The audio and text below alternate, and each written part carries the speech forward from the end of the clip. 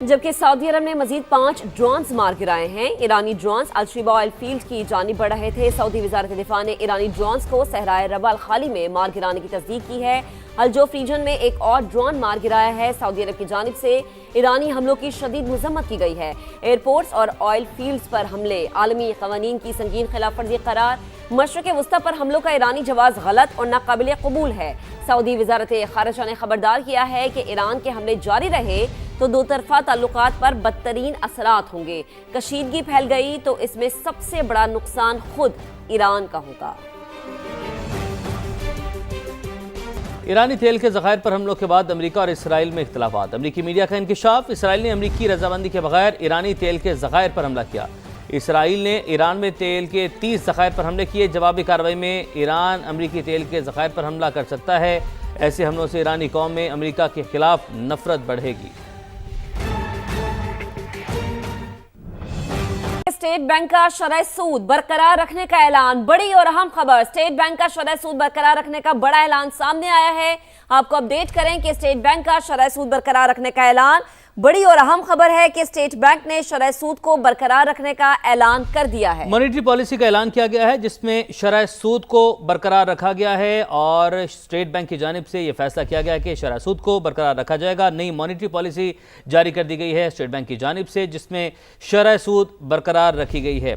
State bank ने नई monetary policy जारी कर दी है और यही फैसला किया गया कि शरह सूद जो है उसमें ना कमी की जाएगी ना उसमें कोई इजाफा किया जाएगा, जो कि 10.5% पर है और इसे यहीं पर बरकरार रखा गया है। मॉनेटरी पॉलिसी कमेटी का शरह सूद 10.5% पर बरकरार रखने का फैसला। स्टेट बैंक ने शरह सूद बरकरार रखी है और शरह सूद जो कि 10.5% पर है और इसे बरकरार रखा गया है। शरह सूद को सैयद रिजवान आलम हमारे साथ मौजूद हैं, उनसे मालूमात हासिल करते हैं। रिजवान, शरह सूद बरकरार रखने का जो है वो ऐलान किया गया है, मॉनेटरी पॉलिसी जारी कर दी गई है। जी बिल्कुल, देखें आइंदा 2 माह के लिए स्टेट बैंक ने नई मॉनेटरी पॉलिसी जारी कर दी है।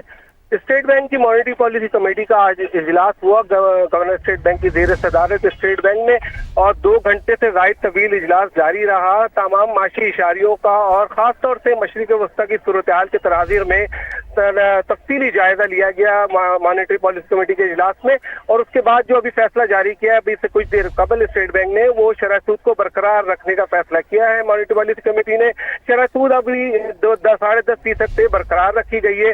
गो कि ये एक सरप्राइज भी है स्टेट बैंक की तरफ से, क्योंकि जिस तरह से ऑयल की कीमतें बढ़ी हैं और पाकिस्तान में भी तेल की कीमत बढ़ाई है तो सबको ये नजर आ रहा है कि आइंदा दिनों जो है महंगाई जो है वो तवक्का से ज्यादा बढ़ेगी, टारगेट उसके मीट नहीं हो सकेंगे। इसलिए स्टेट बैंक से ये तवक्का थी कि शायद स्टेट बैंक थोड़ा सा जो है वो मॉनेटरी पॉलिसी के इजलास में जो है वो शरह सूद बढ़ा दे, लेकिन शरह सूद ना बढ़ाने का फैसला किया है। स्टेट बैंक का कहना है कि चैलेंजेस बिल्कुल है मैशत को, लेकिन महंगाई का जो हदफ है वो इन द लॉन्ग रन जो है वो स्टेट बैंक के हदफ के अंदर ही महंगाई रहेगी और ये बफर जो है जो महंगाई का है ये अब्जॉर्ब कर लेगी मैशत और स्टेट बैंक ने इसीलिए पॉलिसी रेट को जो है वो बरकरार रखने का फैसला किया है। तो स्टॉक मार्केट के सरमायाकार जो है वो जो तवक्का कर रहे थे कि थोड़ी सी बढ़ेगी लेकिन वो नहीं बढ़ी, तो ये स्टॉक मार्केट के लिए बहुत अच्छी खबर है। कल इस पे स्टॉक मार्केट अच्छा रिएक्ट कर सकती है क्योंकि कर्जे जो है महंगे नहीं हुए। रिजवान, मैं आपसे यही पूछने वाली थी क्योंकि हमने देखा कि आज भी आर्जी तौर पर मुअत्तल किया गया स्टॉक मार्केट के तमाम मामले को, तो चूंकि वीक का भी स्टार्ट है तो अब आने वाले दिनों में हम स्पेशली स्टॉक मार्केट पर इसका क्या असर देखेंगे? बिल्कुल, मैं कि स्टॉक मार्केट पे इसका असर पॉजिटिव आएगा।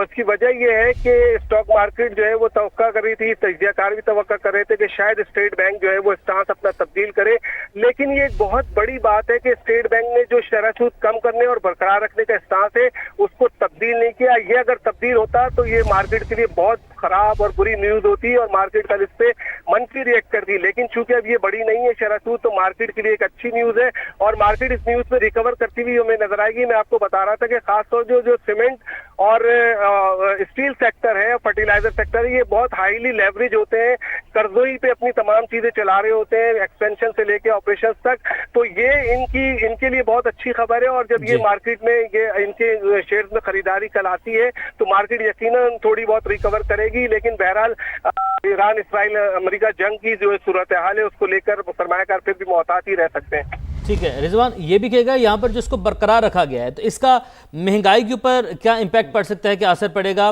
کیونکہ بڑھتی مہنگائی ہے، تیل کی قیمتیں بہت زیادہ بڑھ گئی ہیں، تو اس شرح سود کو 10.5 پر جو برقرار رکھا گیا، یہ فیصلہ آپ اس میں کیسا دیکھ رہے ہیں اس کو؟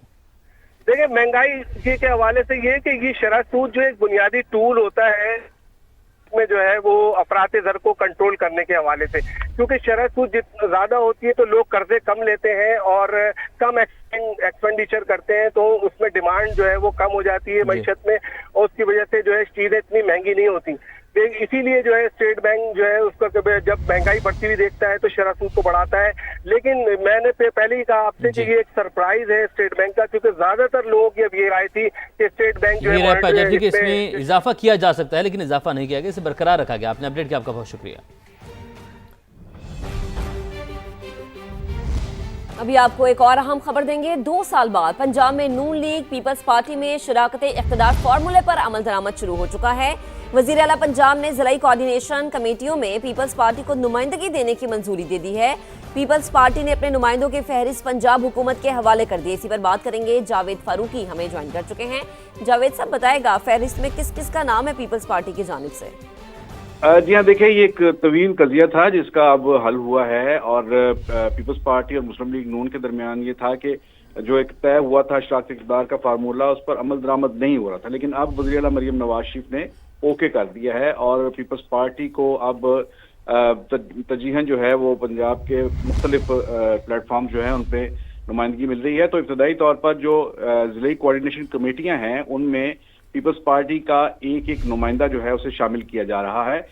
پیپلز پارٹی نے اپنے تمام اضلاع کے لیے اپنے نمائندوں کے نام جو ہیں وہ حکومت کو دے دیے ہیں، اور اب تک تقریباً کوئی 19 درجن کے قریب کمیٹیوں کے نوٹیفیکیشن بھی جاری ہو چکے ہیں۔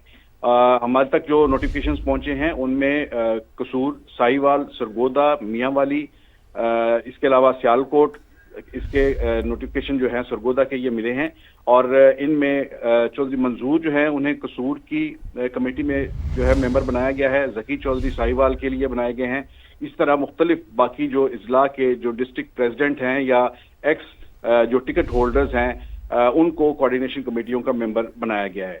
یہ کوارڈینیشن کمیٹیاں جو ہیں یہ ضلعی سطح پر حکومت کی گورننس کو جو مانیٹر کریں گی، اور وزیر اعلیٰ نے یہ خاص طور پر کمیٹیاں اس لیے بنائی ہیں تاکہ جو صوبائی محکمے ہیں ان کی کارکردگی، خاص طور پر پولیس وغیرہ کی کارکردگی جو ہے اس کا جائزہ لیا جائے، اور ان کے خلاف شکایات بھی یہ کمیٹی جو ہے یہ سنتی ہے، اور ہر 15 روز کے بعد اس کا اجلاس ہوگا۔ اچھا، اس میں ایک یہ بات بھی بڑی امپورٹنٹ ہے کہ پیپلز پارٹی اور مسلم لیگ نون کے درمیان جو ایک شراکت اقتدار کا فارمولہ ہے اس میں میری پیپلز پارٹی کے رہنماؤں سے بات ہوئی تو انہوں نے کہا کہ ابھی اور بھی بہت سے شعبوں میں ہمارے ساتھ جو ہے حکومت نے تعاون کرنا ہے، اور اس کی حامی بھی بھری ہے، جس میں مارکیٹ کمیٹیوں کے اندر بھی پیپلز پارٹی کو نمائندگی دینا ہے، اور مختلف جو سرکاری، نیم سرکاری کارپوریشنز اور محکمے ہیں وہاں پر بھی پیپلز پارٹی کی ڈیمانڈ ہے کہ وہاں پر بھی ان کے لوگوں کو اکاموڈیٹ کیا جائے۔ جی ٹھیک ہے جاوید، آپ ہمارے ساتھ ہی موجود رہے گا۔ اسی معاملے پر ہم نے رابطہ کی وزیر اطلاعات پنجاب عظمہ بخاری صاحبہ سے۔ عظمہ صاحبہ السلام علیکم، بہت شکریہ سما کو وقت دینے کے لیے۔ کیا مسلم لیگ نون پیپلز پارٹی میں شراکت اقتدار کا جو فارمولہ ہے اس پر عمل درآمد شروع ہو چکا ہے؟ پیپلز پارٹی نے اپنے نمائندوں کی فہرست پنجاب حکومت کے حوالے کر دی ہے، کیا کہیں گے آپ؟ جی بہت شکریہ۔ دیکھیے، چیف منسٹر پنجاب مریم نواز صاحبہ نے ہمیشہ جو ہے وہ تمام جماعتوں کو ساتھ لے کر چلنے کی بات کی۔ ایون انہوں نے تو جو اپوزیشن میں ہمارے ممبران موجود ہیں، جب انہوں نے پہلی سپیچ کی تھی تو انہوں نے کہا تھا کہ میں آپ کی بھی چیف منسٹر ہوں اور میرے دروازے آپ کے لیے بھی کھلے ہیں، لیکن جو انہوں نے کبھی بھی اپنے جو اتحادی ہیں ان کو ساتھ نہ لینے کا کبھی بھی گورننس کا ایک ماڈل ہے، اور ان کی گورننس کا ماڈل یہ ہے کہ جس میں جو تقرریاں ہیں وہ سفارشوں پہ نہیں ہوتی، اس میں فنڈز کی جو بندر بانٹ ہے وہ نہیں ہوتی، پورے شہر کے لیے پروجیکٹ اناؤنس ہوتے ہیں، اور شہر جو ہے وہ پورا ایک گلی سے لے کر آخری گلی تک جو ہے وہ کمپلیٹ ہوتا ہے۔ سو وہ ان کی گورننس کا ماڈل جو ہے وہ شاید لوگوں کے لیے نیا تھا، اس پہ جو ہے وہ ان کو سمجھ میں نہیں آ رہا تھا، لیکن کبھی بھی پیپلز پارٹی کو साथ ना लेकर चलने की कभी भी उनकी ना पॉलिसी थी, ना कभी हो सकती है। और कमेटीज के अंदर जो मेंबरान उन्होंने दिए हैं, मुझे उम्मीद है कि वो अपने अपने जो इलाके के लिए जो अच्छा काम करेंगे।